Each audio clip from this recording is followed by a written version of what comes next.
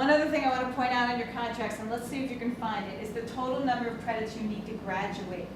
It's beneath the proposed program box, and it's in a gray shaded area. Yep, once you find it, circle it. And then tell me what you found. For most of you, you're going to need 64 credits. And a couple of the degrees do require more credits, but most of them require 64. And that's going to be relevant in a few minutes. You'll see why. So how many of you plan to be full-time students here at BCC? Okay, looks like everybody. All right, so let's talk about what that means. Does anyone know how many credits you need to carry to be a full-time student? Minimum number? 12. Who said 12? Very good. Yep. 12 is the minimum. And I shall explain a little bit now about all of that. So 12 credits qualifies you to be full-time. So if you've applied for full-time financial aid, or you have scholarships, loans that tell you you have to be a full-time student, you need at least 12 credits minimum. Okay? Part-time is anything less than 12 credits. All right, so 1 to 11. A lot of our students, you'll meet them. You'll have some adult students in your classes. They attend part-time because they're working full-time or juggling family life or doing both. So some students go part-time. Typically, traditional students like yourselves want to go full-time. Okay, so 12 credits. What is a credit? Anyone have any idea what that represents? It's equal to what? Feel free to guess. No guesses? Okay, it's equal to an hour of class time. So if you're carrying a 3-credit course or enrolled in a 3-credit course, then how many hours a week is that class? 3, yeah, that's it. So another unique thing about college is you do not go to math every day of the week, you do not go to history every day of the week. It's going to alternate with other classes. So the good news is even if you're in a subject you don't particularly enjoy, you're not going to have to go every day. Okay? All right. So to be full-time then, how many classes do you need if they each carry 3 credits? 4, yes. Really, it's okay to yell. 4 classes times 3 credits gets you to 12. Okay? The College 105, which I think most of you are going to end up taking your first semester, that is a 1-credit course. So you'll end up adding that to your minimum of 12. Okay, so you're going to exceed 12 for the most part.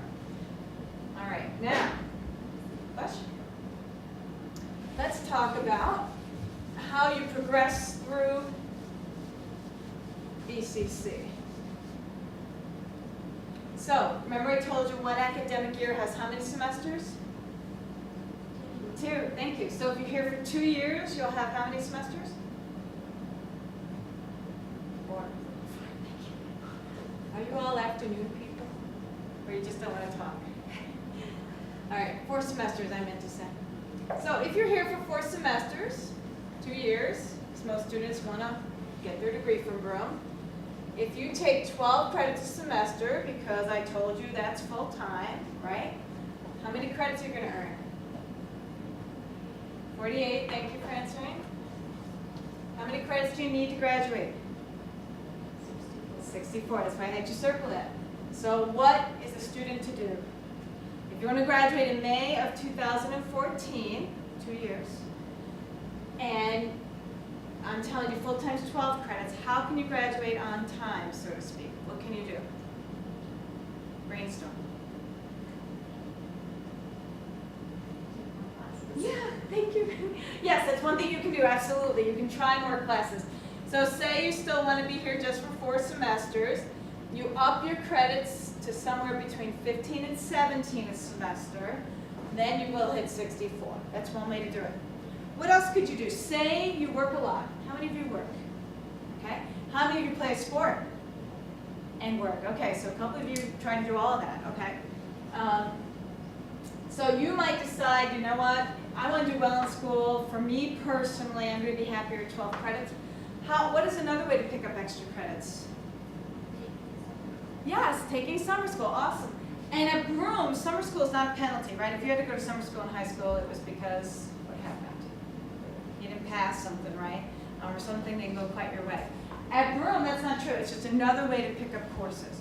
So if you picked up courses next summer, the summer you graduate, I again, you could graduate on time. The other option, so summer school is always an option, and the other option is to stay longer.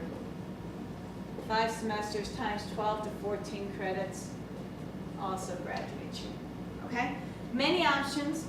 The only thing you have to think about today is, what can I handle in the fall semester? Do I want to be a 12 credit student? Do I want to go for 15? Because darn it, I'm going to graduate. In 4 semesters, I don't want to go to summer school. I work more, I vacation. You know, so it's going to affect your decision for the fall semester, how many courses you want to take. All right, and then we're going to answer the studying question next. So how much gas do you need? How much time should you study? For every hour you're in class, and remember, credit is an hour, you should study 2 to 3 hours outside of class. All right? In college, your professor has a lot of stuff they want to share with you, right? They're experts in their fields, so they're just going to share their information. And you're going to do all the work at home. Okay? Gone are the days of getting class time to go to the library or work on group projects in class, because the professor has a limited amount of time with you. He or she is going to lecture or run class in the way they want to. You're going to do all the work outside of class. So that means reading, studying, homework, assignments, essays, research papers, whatever, all done outside of class. So for every hour you're in class, you better plan on studying 2 to 3 hours outside of class. So for a full-time student, and again, if you just take 12 credits, we're using this as our model, you can do this with any total number of credits. 12 credits means you're in class 12 hours a week. You should build in 24 hours of study time a week, okay? Which should result in 36 hours a week devoted to school, all right? It sounds intimidating, but better to be prepared for that workload than to think we're a piece of cake school and you won't have to do that much work until the workload hits you and you're shocked, okay? So we'd rather you prepare for that, mentally prepare for that workload, because it will be here for you. Part-time students, I know none of you mentioned you want to do part-time, but it's the same formula. You double the amount of hours in class, that's how much time you'll study, add them together, and that's what you get. So when you think about what full-time work means, typically it's a 40-hour week, so we're telling you a full-time schedule for a student, 36 hours a week for school, and then if you want to work and play a sport, you're going to be busy, all right? So something to think about, not trying to discourage anybody out of it, you just want to know what to expect. Okay, some more questions. We're getting close. Now we're talking about how to build a schedule, really. All right, so these things are important for you to understand as you create your schedule in a little while. When are you at your academic best? All right, are you sharp in the morning and ready to go? Is later morning better for you? Early afternoon better for you? When are you at your academic best, ready to learn, ready to do well in school? Okay? You want to build a schedule around that point of the day. Okay? So if you're not a good morning student, do you think taking math at 8 a.m. is a smart idea? It's definitely not. You won't even get here half the time. Okay? That's what students tell me. I couldn't even make it to class. So if you're not coming to class, you're not even allowing yourself the chance to do well because you're not there. Okay? So we want you building a schedule when you're at your best. The next thing, how often do you like a break? Right?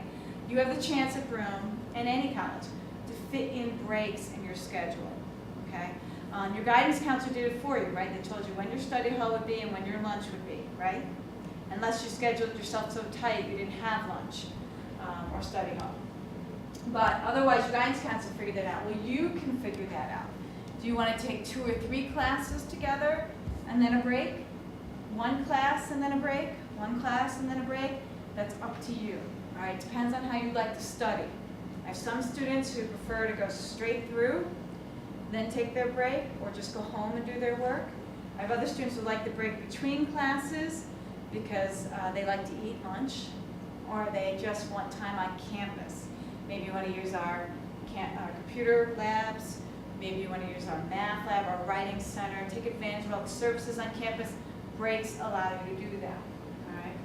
And then you got to think about how many classes you want per day. Again, with the workload involved, you don't want to cram them so tight if you have too much work to do on a given day.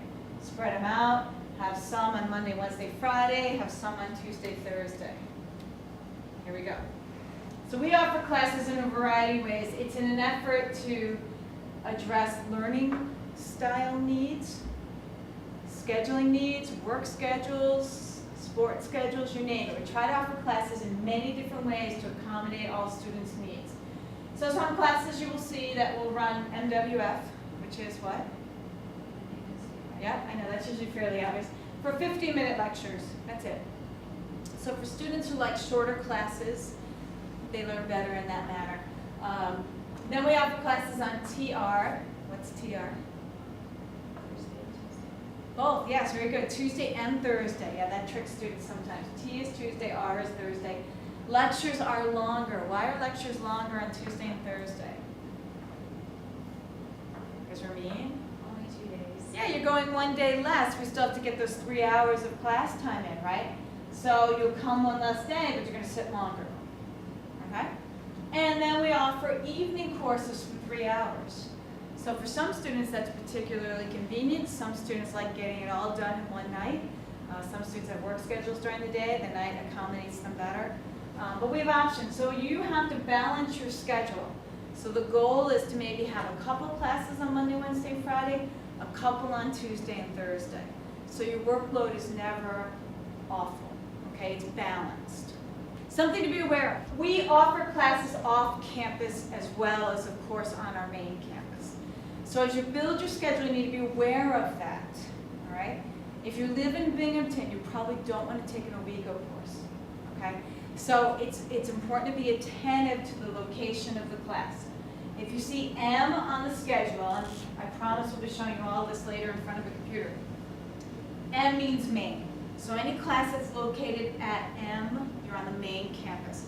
Any class that indicates these kinds of locations, they really are there. They really are in OWEGO. They really are in Sydney or Sayre. I don't even have all those places up here.